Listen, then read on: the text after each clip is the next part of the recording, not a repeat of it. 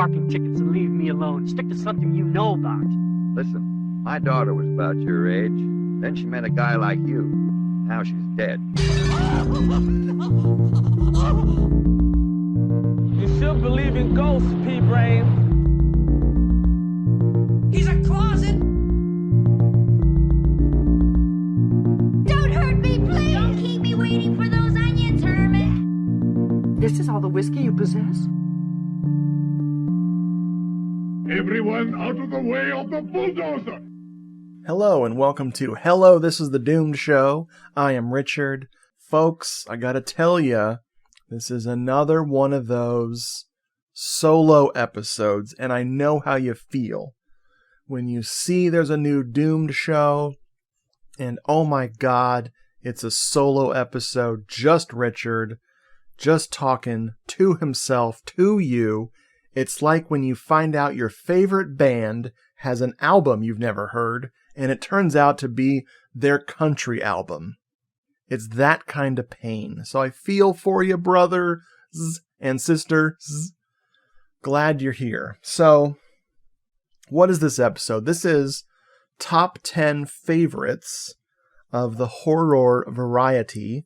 This is part 1, and what I'm going to do is, in part 1, I'm going to look at my old top 10 favorites list, and examine it, and laugh, and go, Also, I'm going to do, in part 2, I'm going to do me doing my current all-time top 10 favorites, because what does all-time mean? All-time means every 10 years you got to redo it. That's what all-time forever means. Just like marriage. So, here we go. I'm going to talk about some stuff. Before I do that, though, I want to say, first of all, thank you for listening. Thanks for hanging out. Always glad to be in front of the microphone for you guys. But I'm going to try not to edit this episode very much. I'm going to attempt to not drive myself crazy with picking through every single little nitpicky thing I do for the editing of the show. So this is going to be as close to uncut as possible. So let me get my weird sounds, weird editing stuff, and all the craziness out of the way right now. My mama told me You better paint your butthole closed. Now that I've got that out of my system, let's talk about the subject at hand. Shall we? Okay, I have 2 lists here, technically 3. September 30th of 2010 on the Cinema Somnambulist blog. You can look at that. It's doomedmoviethon.blogspot.com. Please check it out. I love that blog. Still going. Against my better judgment, I'm still blogging, y'all. I think everyone should be blogging still. I feel kind of lonely. I'm glad for the people I follow who still write consistent blog posts. Like, thank you guys. But, you know, I understand. In this workaday world, who has time for the Bilbo blogging? All right. September 30th, 2010, I did a post called Top 10 Favorite Asian Horror Films. And then I had some honorable mentions, or runners-up. Then, in October 23rd of 2010, I did the top losers. And I used the term losers to mean these films are amazing. They didn't make it into my top 10. A week later, October 28th, 2010, I did my top 10 favorite horror films of all time. Let's start with this Asian horror list here. Run through it from 10 to 1, like those who have come before me have done. First up, a comedy horror film from Hong Kong called The Stewardess. The Stewardess is 2002, and I haven't watched this in a really long time. This is one of the things I love about these favorites list, and especially the runners-up, the top losers, is that I don't remember these films very well, or I remember them, but I would never even think to bring them up even anywhere near a top 10 list. The stewardess I certainly remember very well. It has Sam Lee in it. Sam Lee was in Biozombie, and he is very funny in Biozombie, and this movie is his show. He is a character who runs into a totally insane stewardess, and she stalks him and kills everyone he knows. It's great. Very funny movie. Number 9, The Red Shoes. The Red Shoes from 2005 is a Korean one that it's very typical. It's got the long-haired ghost. It's got a lot of those scares that you're used to with Asian horror from the mid-2000s. You kind of know what you're getting. But it is cranked up to 25. Like, it is batshit crazy. I am a big fan of The Red Shoes, and I am way overdue for a rewatch. Next up is a film that I can't believe is number 8. How is this number 8? This is Cairo, aka Pulse, from 2001. One of my all-time favorite Asian horror films. One of the films that scares me. Excuse me. One of the films that scares me every time I watch it. Oh my god. I highly recommend Cairo, aka Pulse, if you haven't seen it. Arrow Video did a masterful job getting this one out there to the people. Computers. Computers be scary, y'all. So yes. Did I talk about the Red Shoes plot at all? The Red Shoes is about cursed shoes. Deal with it, ladies. Sorry to be sexist. So, The Heroic Trio is my number 7. And speaking of movies that frickin' Arrow Video should be doing a Blu-ray of, right now you can just get the old, crappy DVD of The Heroic Trio. There is an uncut and widescreen one out there. And I don't know how much the American DVD is cut, but I wouldn't risk it. You have to see The Heroic Trio, 1993. It is just so good and so weird. It's one of my favorite Hong Kong. We don't know what genre this is. It's horror, it's action, it's maybe comedy, I don't know. You have to see The Heroic Trio. Number 6, One Missed Call. Speaking of films that still scare me to this day, Takashi Miike, One Missed Call, 2003. You know, it's incredible. Your cell phone got that ring, you gonna die. Also of note, Lieta to this day still has the ringtone from One Missed Call as her ringtone. So yes, we are always in danger when someone calls Lieta. Number 5 is Suicide Club, one of the most baffling frickin' horror films ever. 2001. And it is a fine, fine film. Some folks say it falls apart near the end, and I don't think so. I think it just is... What was that? Ooh, I think there's a wine cork being opened out there. Is that what that is? Oh my god. No, it's okay. Now that I know what it is, it's very satisfying. Oh yes, we're being attacked by the ghost of the One Missed Call, but she wants a little frickin' red wine before she takes us out. So yeah, Suicide Club is very enigmatic and very odd, as we know that filmmaker is, that's just their thing. Number 4 from 1985, Mr. Vampire is the martial arts ghost vampire movie. Spectacular. Just incredible. Just such an incredible film. I don't even know what to say about it. Very funny. Very, action-packed.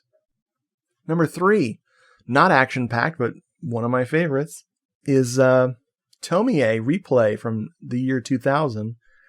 This is technically the third or second Tomie movie. I'm not sure about the order of things. The first few films was a little confusing. But Tomie Replay, your favorite love demon from Japan jumps in to your heart and probably takes over your soul. I love the Tomie movies. I did the whole series over at Hero Ghost Show with Bo Ransdell. We had a great time. Even the lesser films are just awesome. And Tomie Replay takes one of my favorite characters, which is Tomie, and puts her in a horror hospital setting. And I can't think of anything better than that. Like, it is such a creepy movie, and I feel like out of all of the Tomie movies, it's the one that doesn't get enough love. Dare I say it's underrated. I know everyone loves that word. But I've talked with some of my friends, some of my pals out in the world, and we all agree that those old DVDs from Adness, I believe it was called ADNESS, I believe that we need Blu-rays of the Tomie series. I want all of them. I also would love a new Tomie movie. They were talking about doing that Tomie TV series, but that whole channel, I can't remember what the channel's called. That whole channel went under. It's like channels, like subscription services are the new .coms for failure. So number 2, and this is really interesting for me. I would never put this anywhere near the top spot in my favorites, just because my tastes have changed so much. This is Ichi the Killer from 2001, directed by who else but Takashi Miike. Folks, I was a different person in 2010. I wouldn't mind if I sat down to watch Ichi the Killer, sure. When I would ever be in the mood to actually do that, I have no clue. I honestly have no idea when I'd be up for that. My tastes in extreme cinema are so gone. And that's a valid movie. It's like real art. It's not just shock for shock's sake. But man, I can't with that. That's just too much. In fact, the last time I watched Dead or Alive, the Miike classic, I was like, this is rough. This is some rough stuff here. So I don't know. It's weird getting back to where I was many years ago. Like, when am I going to watch Visitor Q? I just don't know. So, the number 1 spot for my Asian horror films, if you guys know me, this will be the least surprising thing ever. I'm talking about Hausu, aka House, from 1977. My favorite Japanese horror film, my favorite Asian horror film. It's just such a classic. I can't even with that movie. It's so great. Check out the episode that Simon and I did on it to find out all the thoughts that he and I had on it. Yeah, enough said about that one. But that's not it for Asian horror. We're not done here. I've got my honorable mentions, which I'll blow through real quick. There's a couple in here that I'm like, oh, why is that in this list? So these are my favorites that didn't make the top 10. Here we go. A Tale of Two Sisters from 2003. Excellent film. That can pretty much stay there. A Chinese Ghost Story, 1987. Legit barely remember that movie. I know it's entertaining. I know it's wild, but I would absolutely desperately need a rewatch of that. Okay, here comes one that I know I love. Echo Azarok, Wizard of Darkness from 1995. Japanese splatter, classic, amazing, magical movie. I love the Echo Azarok movies. There's a TV series and a more recent film or two that I haven't seen, but the trilogy of those films is very odd.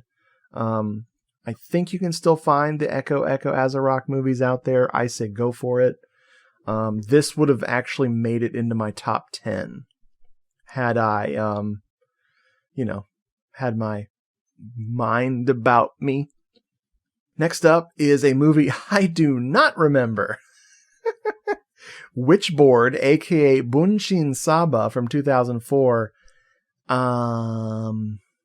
Yes, it is an Asian horror film that I apparently liked. Should have written at least a sentence for myself so I could remember what I liked about it. Let's move on.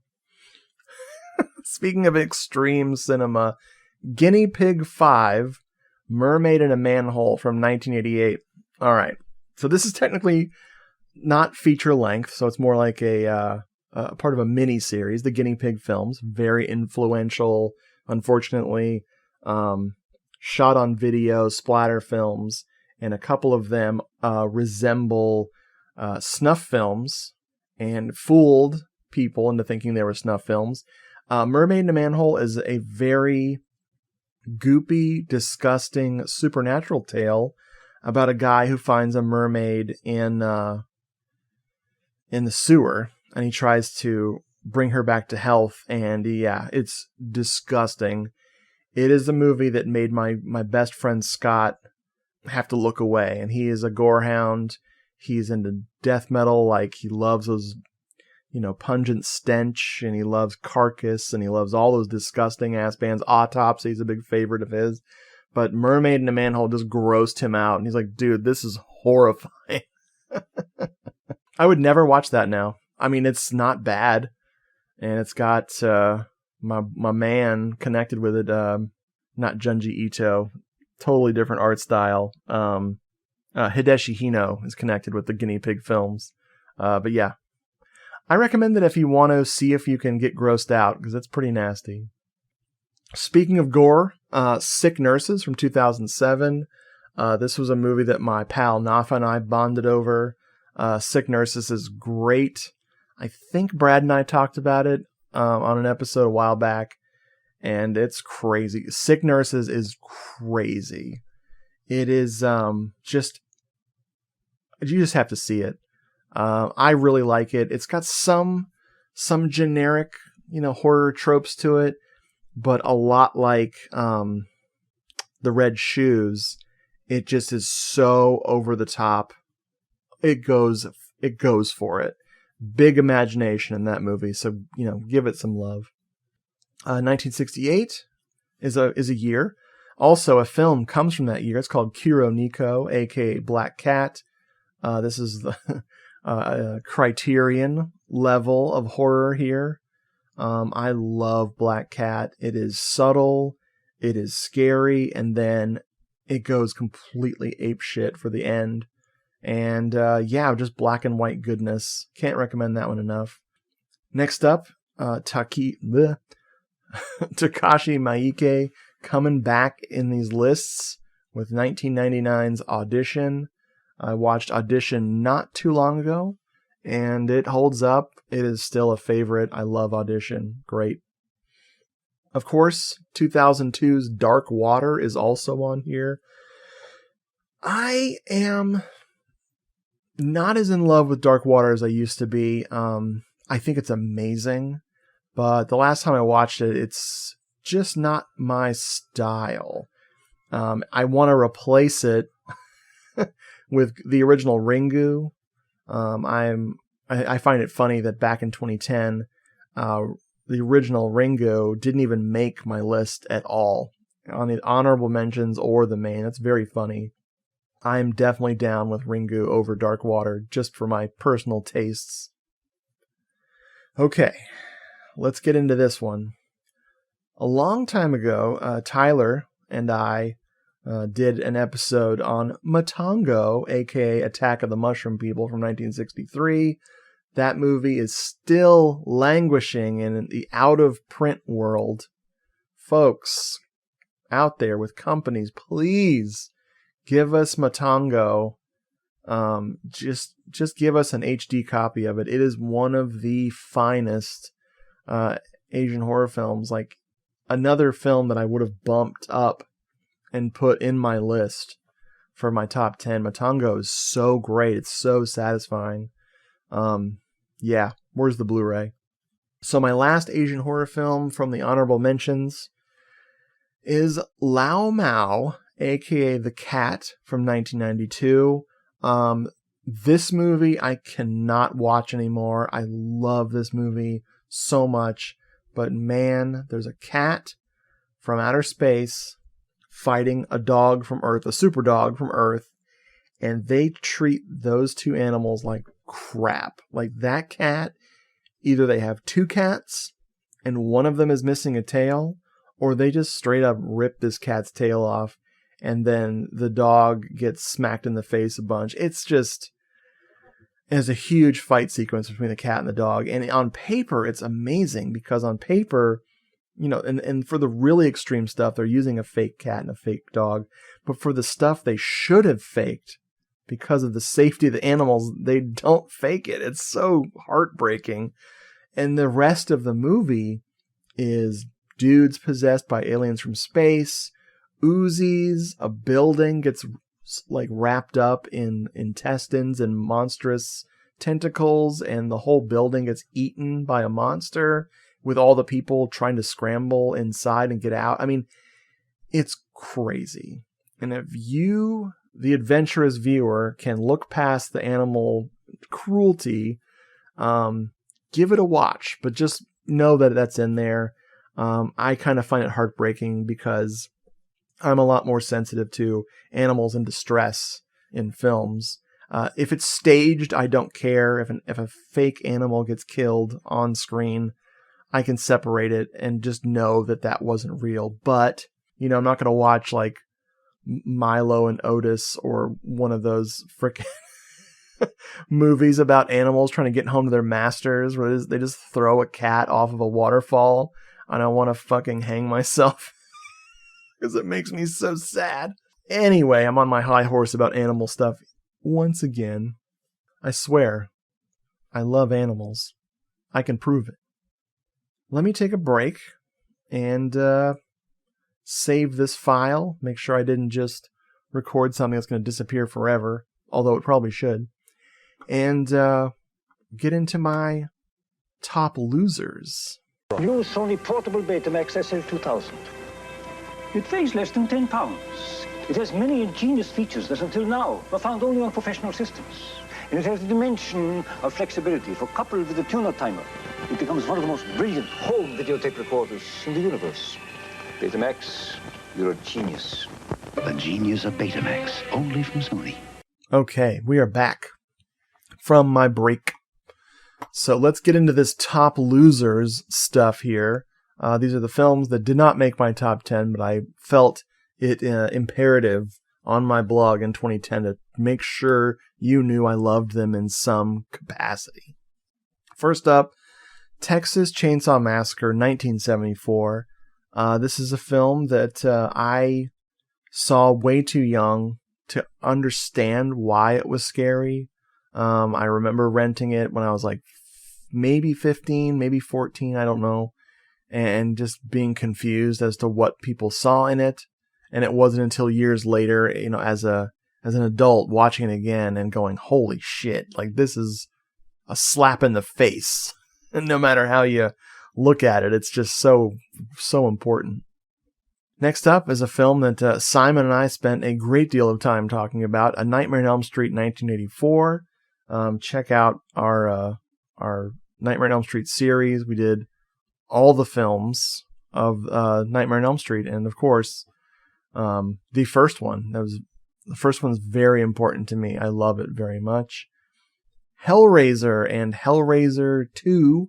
So, you know, Hellbound Hellraiser 2 from 1987 and 1988 respectively. I always count those as one film. I kind of don't do that anymore. I don't think. Hellraiser is, for me, perfect. I know that folks have some issues with certain nitpicky things, and I guess it's not perfect, but not to me. To me, it's totally, I wouldn't change a single thing. And Hellraiser 2, I love it. I still love it to this day. But it's just not something I want to throw on for funsies. A film I, of course, would throw on for funsies all the time.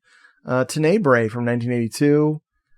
Dario Argento's triumphant return to the Giallo after Inferno didn't set the box office world on fire and he kind of like blinked I was like, ooh, maybe I shouldn't do another supernatural one. So he returned to Tenebre, and thank goodness he did, because, man, it is a great, great film. Love it. Next up, The Beyond from 1981 from my boy Lucio Fulci, a.k.a. The Fulch. I am a huge, huge fan of The Beyond. Ever since I bought it, after reading about it for a while, I bought it on a budget DVD that was slightly cut, and I didn't even notice because that movie's so disgusting and gory that I just loved every minute of it. And eventually I did get that uncut version, and I still love it to this day. Sometimes it almost just jumps into my favorite Fulci because of how it makes me feel, how the tone affects me. That tone in between all the gore stuff, just everything about it is like what I pursue with Italian horror. Speaking of that tone, aka the vibe, which I've been talking about for many years, that European horror, especially Italian vibe that stuff gives me. Let's talk about Death Smiles at Murder, which is the title I always call it, and I know it has other titles like that are slight variations on, like Death Smiles on a Murderer or whatever, but I always liked Death Smiles at Murder. I always thought that was a more fun title. 1973, Joe D'Amato. Just a lovely film with a lovely score. The soundtrack on that one is one of my favorites. It has one of my favorite pieces of film music of all time in it. I just can't even with that score. It's so beautiful. But Death Smiles at Murder, man, if you want a textbook example of the vibe of the things that happen in Italian horror films in between, like the gore, the supernatural, or just the suspenseful weirdness that I look for, look at that one. And I can't believe we have that on Blu-ray. It is so cool to me, because that was one of my favorite like gray market releases, or like, I don't even remember, like a German DVD, some shit I had to do, some bending over backwards I had to do to get that film. So just, I can't believe it's on Blu-ray. It's so great. Next up, I'm sorry to get so obscure on y'all, but The Shining. Yeah, The Shining. I don't know what else to tell you. Just, something really important to me as a kid. I saw it when I was way too young, and I still just adore it to this day. And I don't know about you, but Dr. Sleep is one I really enjoy very much. I was just shocked at how much I loved Dr. Sleep. So anyway, let's move on. 1963 brought us The Ghost, aka Lo Spettro, or Spettro, I don't know how to pronounce that. Directed by my main man, Ricardo Freda. Starring, I don't know why I laughed right there. Ricardo Freda just cracks me up. Barbara Steele stars in it. It is just a gorgeous film. It is part supernatural, part giallo, and just, it's so good. It is languishing on the old crappy DVDs. I'm glad I have a widescreen copy of it. Yeah, where's the Blu-ray of that? Shit, we've got a lot of the other Barbara Steele ones, and I'm grateful for them. But yeah, let's get The Ghost out here, people. Halloween 2 from 1981. I don't know if you folks have heard of John Carpenter. He did not want to direct Halloween 2, so he didn't. But it's great. I was always into the TV cut of Halloween 2 because that was how I remember it. Every year I'd watch it on TV as a kid, and I always remember the big change at the end with a certain character that's still alive. And when I finally got the movie on DVD as an adult, I was horrified when that sequence where that certain character wasn't alive. I was so sad that when they offered the TV cut as an extra on the Blu-ray, I instantly swooped in and got that Blu-ray. And now I still like the TV cut, but yeah, I go with the theatrical like every time now. 1973, folks, gave us the wonderful Messiah of Evil. From the makers of Howard the Duck comes one of the best horror films of the 1970s. Messiah of Evil is so good. I had it on one of those budget compilations, and I can't remember if it was a blog post or if it was just my, oh, this is from the 70s? I want to watch it. And either way, I found that Messiah of Evil instantly jumped into one of my favorite films of all time. It is so solid. I think I've still got the old Code Red Banana Man DVD. I just love Messiah of Evil. I need to watch Elvira, Mistress of the Dark. She hosted it on freaking Shudder. I need to watch her hosting it. That's going to be something I need to do pretty soon. Friday the 13th, Part 4, the final chapter, 1985. Oh, wait, let's go ahead and make that 1984. For the longest time, that was my favorite Friday the 13th movie. And now I honestly don't know what my favorite Friday the 13th movie is anymore. It could be Part 3, could be Part 5 or 7. I don't know. I used to be really passionate about like what my favorites from the big three, Freddy, Jason, and Michael, like what my favorites were.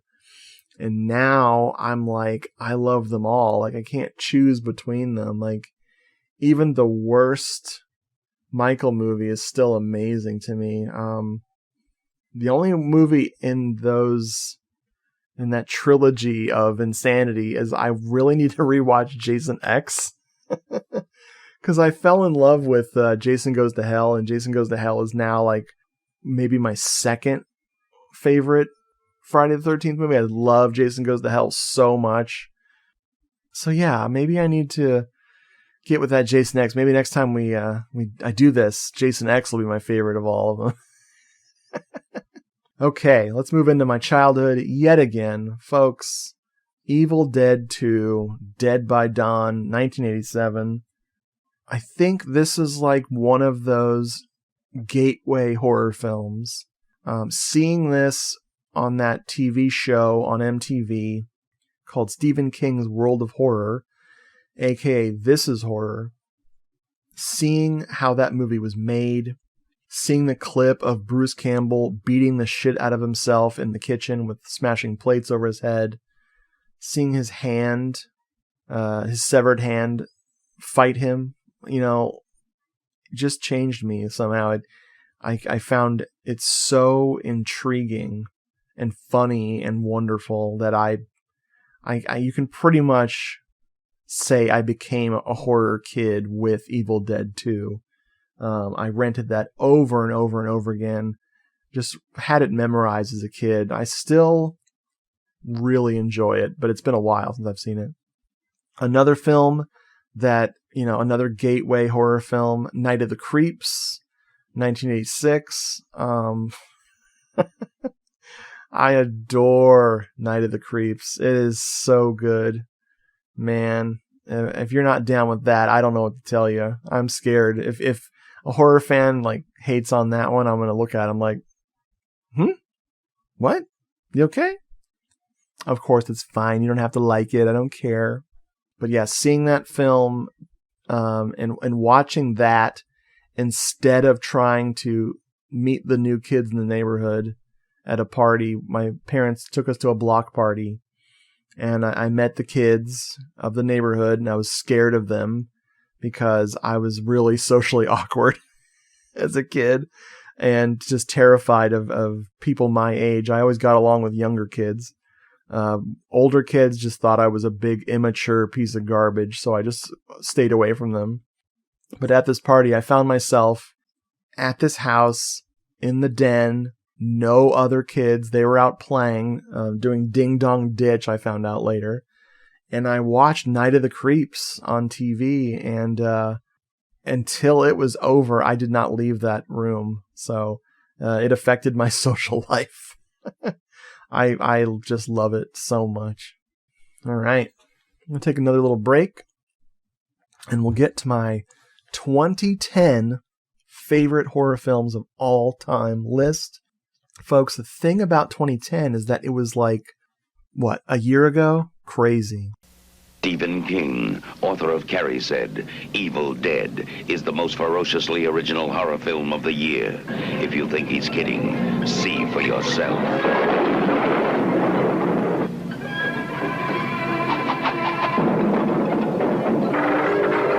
Evil Dead. They got up on the wrong side of the grave. Evil Dead from New Line Cinema. Starts tomorrow at these theaters. Check newspapers for times.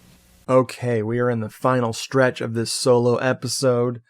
If you've made it this far, you've made it this far. Congratulations and thank you. Okay, here we go. I was so sure of myself in 2010, I was able to actually come up with 10 frickin' favorites. So let's jump into this. Number 10. Sorority Babes and the Slimeball Bolorama from 1988. Man, I was bold in 2010. Do I still love this film? Obviously, yes. David Duchovny or David Dakota, however you pronounce it. Just, I love him. And I'm so glad that Jeffrey and I did one of his Unseen by Me films when we did Talisman. And Jeffrey did his list of his favorite David Dakota films, and they're completely insane. Completely out of left field, as Jeffrey does. But this one, this Linnea Quigley, and oh no, I apologize, I can't remember. I'm not looking it up. Keep moving. Linnea dominates that frickin' movie. It's so good. I think about that movie all the time. But would it be top 10? Would it even crack the top 10? We'll have to find out when I do my new 2021 top 10. Up next, number 9. Is Zader, a.k.a. Revenge of the Dead from 1983. Man, oh man. My boy, Poopy Avati. Everyone loves Poopy. They can't deny it. This movie haunts me. I still think about it all the time. The music is crazy. Has one of the most striking music scores ever. Totally amazing.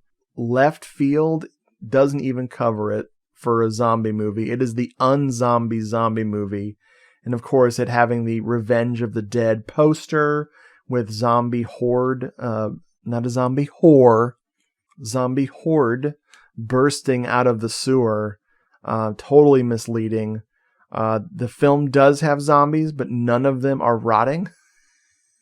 None of them have maggots and flesh falling off, so that poster is full of a bunch of bullshit. But I own that poster. It is one of my prized possessions.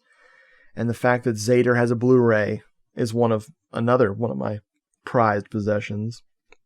I have the Italian DVD of that one stashed away somewhere because I refused to buy the Code Red Blu-ray. And Brad said, "You stop being silly. Here's the Blu-ray." So he bought it for me.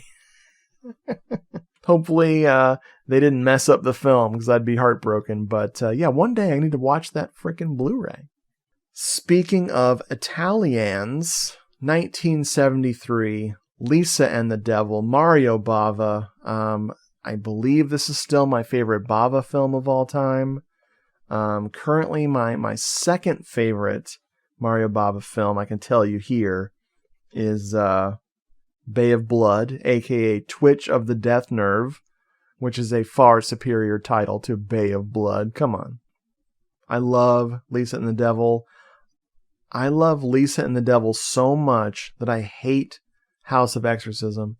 Folks, I love Exorcist ripoffs. That is one of my favorite gifts to the world that Italy and Spain and every other country did. Exorcist ripoffs are just a joy to watch. I watch them more than the real Exorcist, because the Exorcist takes work. Like, you actually, like, have to pay attention to it, and it has to, like, get under your skin and be scary. And I'm like, nah, dude, let's watch Beyond the Door, where it doesn't matter what, it just doesn't matter.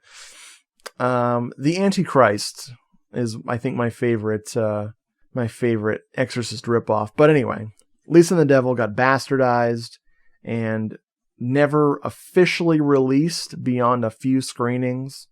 And then it was morphed into House of Exorcism, where Mario Bava and the producers made more scenes of Elka Summer, the star of Lisa and the Devil, being possessed by the devil and having to have exorcism sequences. And I've given it a shot. I've watched House of Exorcism twice now, and I honestly say I really dislike it. If it didn't include all of the scenes from Lisa and the Devil as padding between the exorcism stuff, I probably would like House of Exorcism. But because it does that, I hate it. Because they let Mario Bava do whatever he wanted, and then they took it away from him because it was not going to be profitable. And that kills me. I was reading a review recently, someone talking smack about Lisa and the Devil, about how it's too self-indulgent and all this other stuff. And I'm like, but look who you're talking about. You're talking about Mario Bava. Like, what I wouldn't give to discover another Mario Bava horror film, like one that he made that didn't get released for whatever reason, just in a vault somewhere. Like, so why wouldn't you give like one of your favorite frickin' directors full reign to do whatever they wanted just for one film? So Lisa and the Devil is that film where he just did whatever he wanted, and it's his obsessions and his viewpoint and everything. Anyway, I'm sorry, I'm rambling about something I'm very passionate about. Okay, speaking of 1973, I love this. We were talking about Death Smiles at Murder. We were talking about Messiah of Evil. We were talking about Lisa and the Devil. It's all 73. What a great year. I hadn't even thought about that. Horror Rises from the Tomb. Paul Naschy. Oh my God. Like, this is my comfort food. If you hear about me having a crappy day, be like, dude, watch Horror Rises from the Tomb. And I'll be like, you're right. That will fix my crappy day. It is a zombie movie. It is a vampire movie. It is a Paul Naschy getting laid movie. Paul Naschy playing multiple characters. It is so great. If you haven't seen Horror Rises from the Tomb, bless you. I highly, highly recommend it. It is still my favorite Spanish horror film to this day. It's all about that vibe I was talking about, and it just makes me feel good inside. Okay. 1985, Reanimator with good old Jeffrey Combs. I still love Reanimator. I think it's one of the best films of the 80s. It is so great. It captures that peak of splatter horror. And I think it's just, you can't touch it. It's so great. I really enjoy the sequel, Bride of Reanimator. I can't remember the other sequel very well. I should probably watch Reanimator, The Second Coming, or whatever it's called. The Slumber Party Massacre, 1982. This is a film that Liette and I watch every Halloween. It has nothing to do with Halloween. It is just this perfect little slasher film that I can't say it reminds me of anything else. The beats in it are so weird. The characters are so weird. Everything about it is just off in some great way. I got to see a screening of it here at the Tampa Theater. Beautiful, beautiful screening of it with two of the stars. So I got to meet two of the people that were in Slumber Party Massacre, and it made me so happy. Love the sequel, and some of the other weird ones that are loosely connected, like the sorority house massacre is somehow connected to this movie. Also awesome. So, you're thinking to yourself, well, where's Vincent Price in all this? Here he is. It's The Mask of the Red Death from 1964. Mask of the Red Death is one of those films that I heard about through that This Is Horror show, that Stephen King's World of Horror, and it exceeded my expectations and scared me and chilled me to the bone as a kid. I love Mask of the Red Death. It is just so incredible. It holds up after all these years. Is it still a favorite? Like, for Vincent Price? I don't know. I might have another Vincent Price movie that I love even more than that one. Yeah. All right, we're in the top 3, folks. Here's the top 3 favorite horror films of yours truly. That's me. 1985, again, with Phenomena from Dario Argento.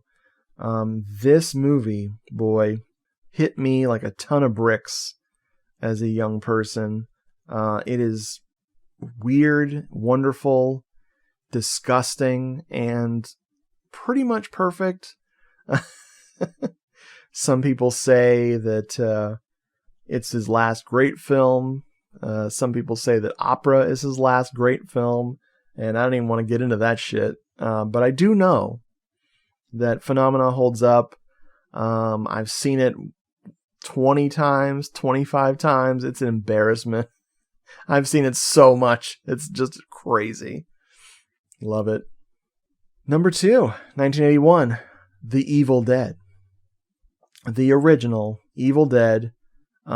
This is probably something that won't make it in this high in my list. I love The Evil Dead. I will never not love The Evil Dead.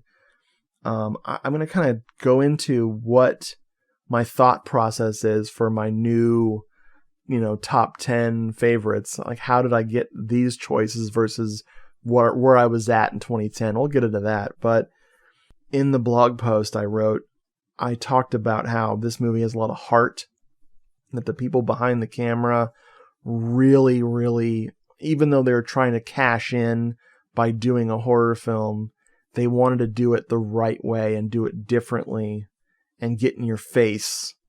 And I just feel like, as difficult as that production was to make it come off and make it happen, there's no way there wasn't love behind the project, because they would have quit. I highly recommend any of the books written about the production of that film. Obviously there might be a book that's not written well about it, but the production of the original Evil Dead is fascinating. It just really is. Seat of your pants. Let's get this done. Let's make something the world hasn't really seen before happen, So, highly recommend reading about The Evil Dead, because hopefully you've seen it. Number 1, finally. You can listen to me not talk for a while. The number 1 horror film that I loved in 2010 is Lucio Fulci, back at it again, with The House by the Cemetery. I always describe The House by the Cemetery as every horror movie I saw as a kid wrapped up into one film that wasn't a film I saw as a kid. It is just, something about it is just so perfect. I love the unanswered questions. I love the inexplicable behavior of certain characters. Just everything about it is broken logically, and I inhabit that frickin' house in that basement. It's just, I want to step inside that movie and live in it, because it gets me. It gets to me the way like few films do, and that vibe, which I believe I talked about when I had Duncan McLeish on the show when we did the 5 films that made us, that episode. I got very passionate about Italian horror and how it makes me feel. And I certainly feel that way about House by the Cemetery. Do you think that still has the number one spot? That's a good question. We'll find out when I get to my top 10 in 2021 with all the runners up. So I'm going to leave you with all of this to unpack. And again, thanks for hanging out. You guys are one of the reasons why I do this show. The other reason being I get all the free Skittles, which the weird thing about Skittles is even if you have a favorite flavor, how come all Skittles taste the best when you're eating all the flavors at once? I don't understand that. But I'm going to go. Have a great time.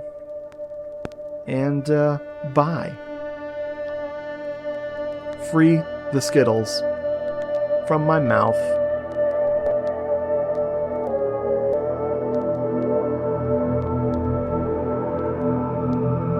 Hello, This is the Doom Show is a proud member of the Legion Podcast Network. Please check out the other podcasts on legionpodcasts.com. If you'd like more Hello, This is the Doom Show, go to hellodoomshow.podomatic.com or go to doomedmoviethon.com for the archives. If that's still not enough, go to @doomedmovie